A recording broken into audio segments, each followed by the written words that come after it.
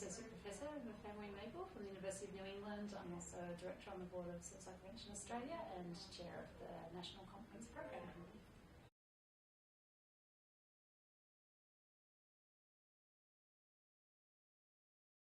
So suicide prevention is important to me because I think it's one of the areas that we can really reduce burden across the community, and we haven't done so very well in the past.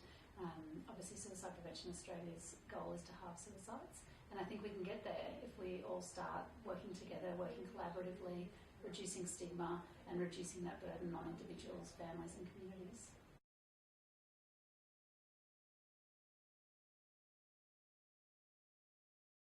So I guess one of the important things to consider out of all of the research that we've done, and this survey shows again that we really need to consider the relationships well beyond kinship.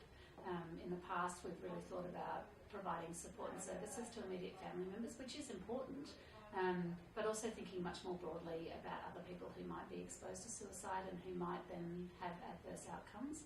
But it's also important to really consider the resilience of people as well, and not to get caught up in thinking that everything is negative. People do grow through traumatic experiences as well, and so I think that's another message that we need to keep in mind.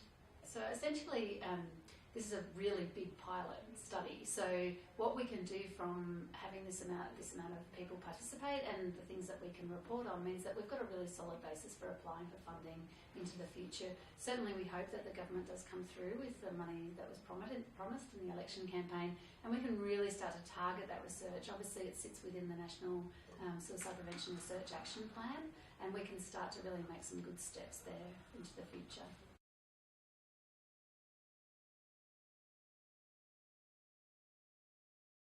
So my real belief is that we can all work in suicide prevention by asking people how they are and noticing changes in behaviour and supporting each other. I think a lot of the time it's a really hard conversation for people to have.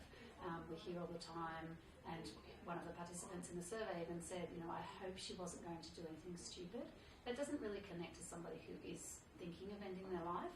And I think if we can be using appropriate language and supporting people, and even if somebody asks the question and they don't know what to do, that's okay to say, I actually don't know what to do, but let's work on this together.